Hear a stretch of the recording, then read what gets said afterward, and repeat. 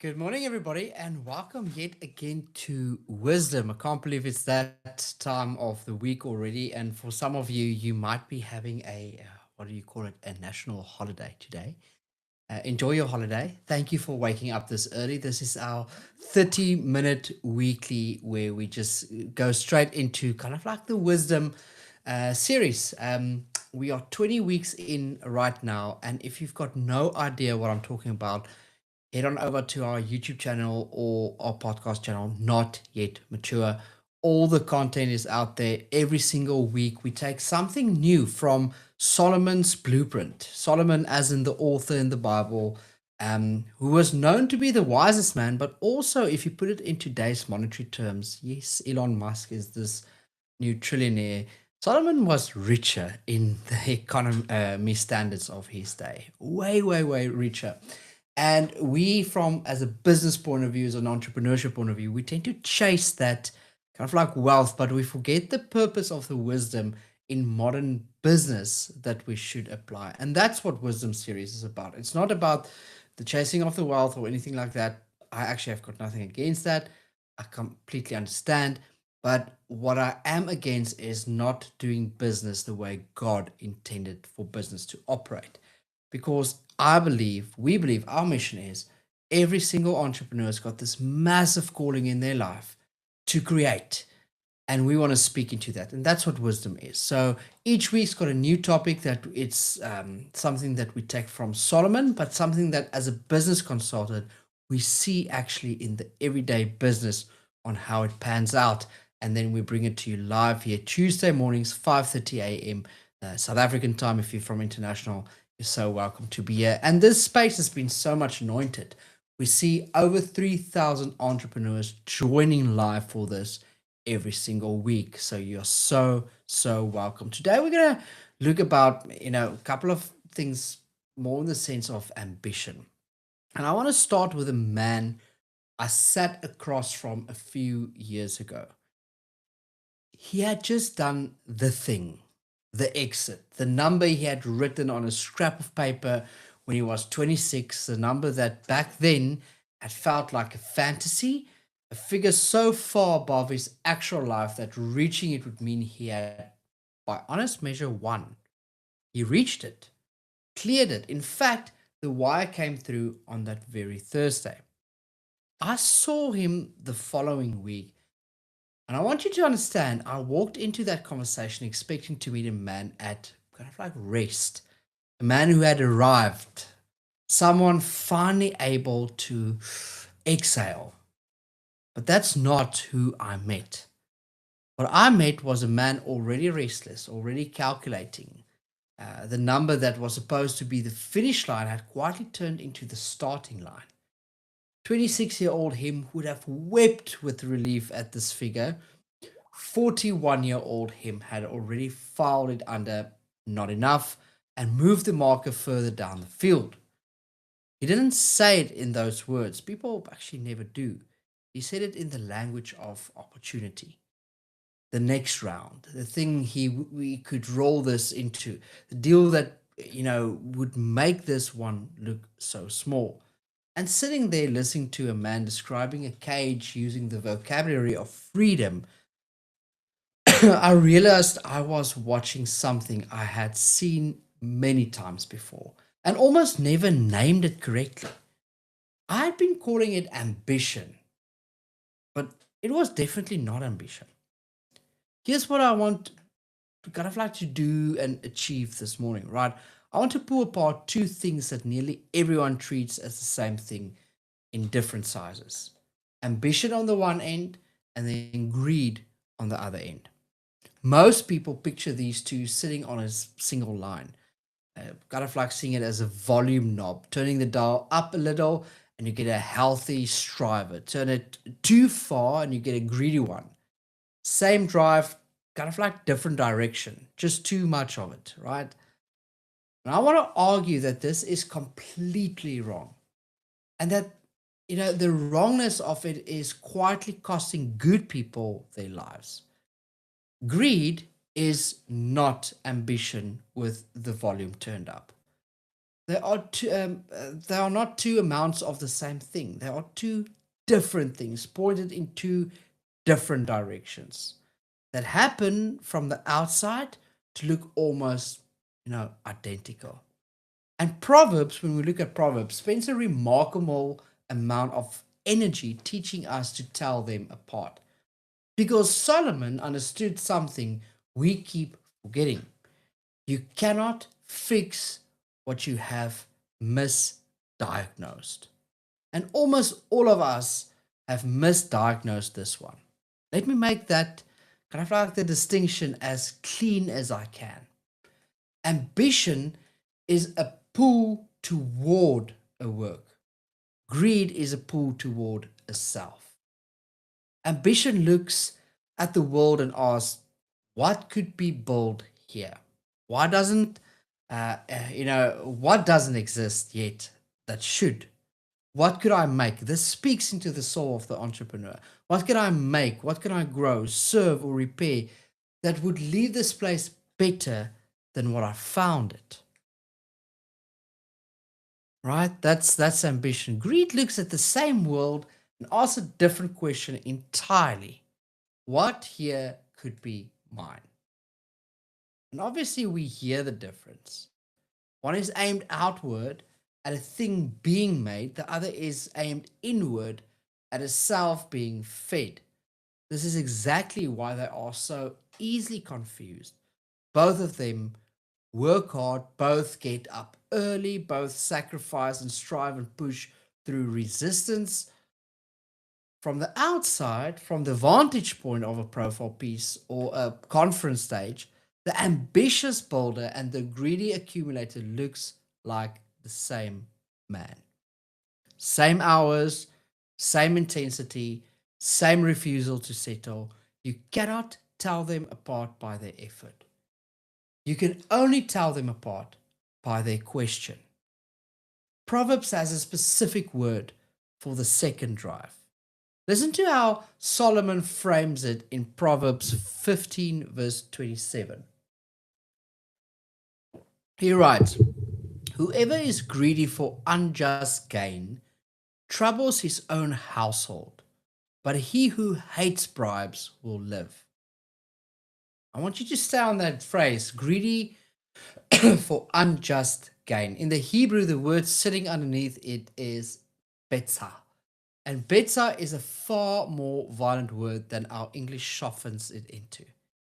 Its root means to cut off, to break off a piece, to take a portion by force and carry it away. And that is the picture buried inside the biblical word for greed. Not a man enjoying the fruit of his labor, a man with a knife, cutting a piece of something, a deal, a partner, a community, and walking away with that piece. Now, set that beside the vocabulary Proverbs uses for honest gain.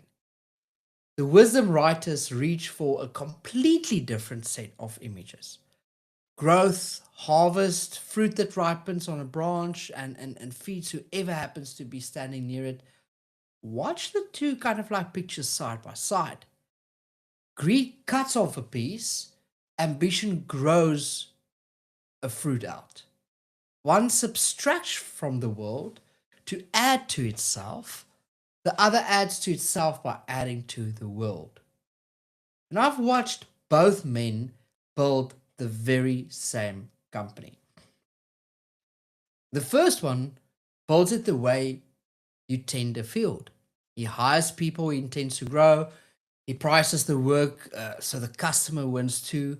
When the company succeeds, the success spreads outward, to the staff, to the families behind the staff, to the city the office sits in. He's not soft, he's not careless with a rand, he's ruthless about the work. But the work was always pointed at something larger than the size of his own portion. The second one builds it in the same way you strip a mine. Same hours, same intelligence, often more charm, but every relationship is quietly weighed for what it yields him. The staff inputs, the customer is a source, the partner is a step. And when the company succeeds, almost none of the success ever leaves his own hands because the entire point of building it was to enlarge his own hands. See the difference? Stand those two men side by side at a launch, and I'm telling you this because I've experienced this so many times. You cannot tell which one is which. Give it 10 years, and everyone around them can tell you instantly. The field has fed 100 people. The mine has one very rich, very tired man standing alone at the bottom of a very deep hole that he dug himself. And he's calling it a summit. So let me put this whole thing plainly before you before we go any further. The question is never how much you want. Scripture is not nervous about desire. The question is the direction of the wanting. Are you growing fruit or are you cutting off pieces? And here's the different part, the unsettling part. You can be doing the second while sincerely believing you are doing the first. There's a strange little passage in Proverbs that I have almost never heard that people lecture it or teach on it. It's never something that I heard taught. And I think it is one, I'm not saying it's not being, I'm saying I've never heard that angle before. Apologies. And I think it is one of the most penetrating things ever written about the human heart. Proverbs 30, verse 15 and 16. The leech has two daughters. Give and give. Three things are never satisfied. Four never say enough. Sheol, the barren womb, the land never satisfied with water, and the fire that never says enough. Sit with that opening image for a moment because it is grotesque on purpose. A leech, a creature that exists to attach and to draw, and the writer says it has two daughters, and then he gives them names. Their names are give and give. That is the entire vocabulary of the leech's children. Not thank you, not enough, just give and then give again. He is painting a portrait of a particular kind of hunger, a hunger that has lost the ability to be filled. And then he names four things that share the quality, four things in all of the creation that never, under any circumstances, say the word enough.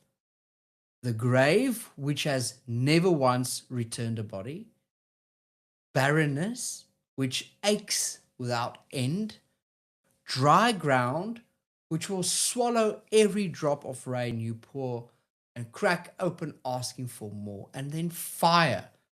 Hand it the whole forest, and it only roars louder and reaches for the next tree. Here is why that list matters. Every single thing on it consumes without ever becoming full. And the writer is holding the list up as a self reflecting mirror, a mirror that we should be holding up this morning. Because there is a way to live and to build and to earn in which you quietly join that list, where you become a fifth thing that never says enough, where every drop you take only widens the crack that it disappears into. Solomon said it even more directly near the end of his own life.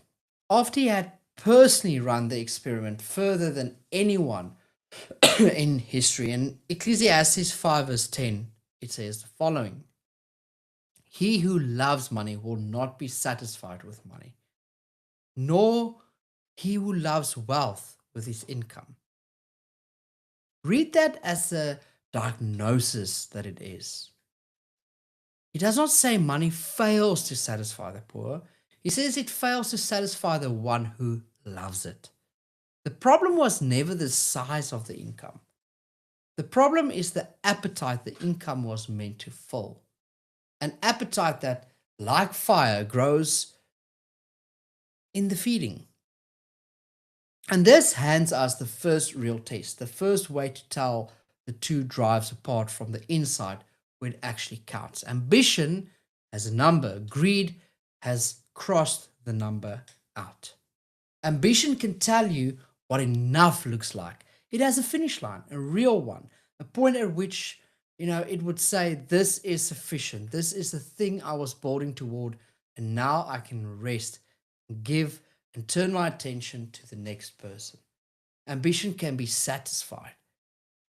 That is not its weakness. That is the proof it was healthy all along. Greed cannot finish a sentence that begins with the word enough. Try it on a man in the grip of it. Ask him where the line is. At what number, at what size, at what level of control he would finally exhale and say, "That will do." Watch the sentence die in his mouth, even if he gives you an answer, because there's no line. It moved the moment he first crossed it, and it has been moving ever since. And it will keep moving until the day they lower him into the one item on Solomon's list that finally makes him and says nothing at all. And the reason I brought up this subject apart from it's Solomon's subject, I think as entrepreneurs, we've got this natural creativity and curiosity to continue to do more. It's onto the next, onto the next, onto the next. I think it's an amazing calling to be in that space. I think it's amazing to have that passion for more, more, more, more, more. But we need to understand what the finish line is. We need to understand to the expense of what. We need to understand that in our minds, in our hearts, we want to believe that it's ambition, but we need to be very careful that might be greed. And here's where I want to turn a corner, because so far we've talked about greed as though it were mainly a problem of appetite, a hunger too large to fill. But underneath the hunger is something most people never see. And until you see it, you will keep fighting the wrong enemy. Underneath greed is not desire. Underneath greed is fear. Let me show you where Solomon hides this, because he hides it in plain sight. In Proverbs 18, verse 11, a rich man's wealth is his strong city, and like a high wall in his imagination. A high wall in his imagination. Solomon is being very precise. He's describing how the wealthy man experiences his wealth. To him, it feels like a fortified city, a high wall around everything he loves. It feels like safety, like the one thing standing between him and the chaos he is terrified of. And then Solomon adds 3 words that pull the floor out. In his imagination, the wall is not actually there. The security is felt, but it's not real. The man has built around his own heart a fortress made of numbers, and he believes with everything in him that the fortress is the thing keeping him alive. This is what almost nobody tells you about greed. The greedy man does not feel greedy. He feels unsafe. He's not perched on his pile, cackling with appetite. He's perched on his pile because he is afraid of what happens the next day the pile is gone. Every extra piece he cuts off and keeps. He keeps because somewhere underneath she believes the height of the wall is the measure of the safety, which means the accumulation was never really about wanting more. It was about trusting the wall. And Solomon will not let that go unchallenged. Proverbs 11 verse 28, whoever trusts in his riches will fail, but the righteous will flourish like a green leaf. There's the whole thing in a single verse. Trust the wall and you will fall, because the wall was imaginary from the start, and imaginary walls cannot bear weight. But the one whose security is rooted in something real flourishes like a green leaf. And notice he does not say flourishes like a fortress. He says like a leaf, a living thing, fed from a source outside itself. Green precisely because it is joined to roots that it itself did not manufacture. So here is the deeper test, the one underneath the question of enough. Ambition builds because it trusts God enough to risk. Greed accumulates because it trusts the wall instead of God. And this is why you can never satisfy greed by giving it more. More is exactly the wrong medicine. You cannot cure a fear by failing by building the wall high. The higher it climbs, the further they kind of like is to fall, if I need to be very old school in the example. And the more frightened the man at the top actually becomes, the wall does not shrink the fear, the wall feeds on it. Go back to the man I started with, the one whose finish line moved the morning after he crossed it. For years, I assumed his restlessness was appetite. I thought he simply loved the game too much to stop. The typical entrepreneurial mind, right? I was wrong. What I slowly understood sitting with him across enough conversations was that he was not chasing the next number because he wanted it. He was chasing it because he was terrified of the version of himself that existed without it. Strip the wall away, and he did not know who he was. The building had become the proof that he mattered, the evidence he kept manufacturing against a fear he had never once turned around to face. So, of course, he could not stop. Stopping meant standing still long enough to feel the very thing the building was built to outrun. And that's the cruelty of the wall. It does not merely fail to make you safe, it convinces you that the day you stop building it is the day you die. And so the most successful man in the room is very often the most imprisoned in it, guarding a structure he has mistaken for his salvation. The only thing that ever actually dismantles greed is the one thing the greedy heart finds almost kind of like impossible to do. It has to let a piece go on purpose and discover that it did not fall. Which brings us to the last thing and the most practical. If greed cuts pieces off and clutches them behind a wall, and there's one act in all of the human behavior that greed simply cannot perform without dying a little, open the hand, let a piece go on purpose for someone who cannot pay you back. This is why all through Proverbs, generosity is never presented as a nice moral extra for people who already have their wisdom sorted. It is presented as a diagnostic, the single clearest test of which drive you are actually running. Proverbs 11, verse 24 to 25. One gives freely, yet grows all the richer. Another withholds what he should give and only suffers want. Whoever brings blessing will be enriched, and one who waters will himself be watered. Look at what Solomon does to our kind of like arithmetic here. He describes a man who gives pieces away, gives freely, and grows richer, and a man who clutches and withholds and somehow ends with less. It makes no mathematical sense. You cannot subtract your way to more unless the thing being measured was never the size of the pile. One who waters will himself be watered. That is not a transaction, it is a description of a kind person. The generous one lives inside a current. Things flow in it, things flow out, and the flowing is the life. The hoarder lives behind the wall. Things flow in and stop, and the stopping is the death. Water that does not move is exactly the water that does, well, kind of like goes stagnant. So here is how I want to leave this with you this morning, right? Not with a rule, with a test you can run on yourself this week. In the quiet where no one is watching, so you can be vulnerable in this space. Ask the open hand question.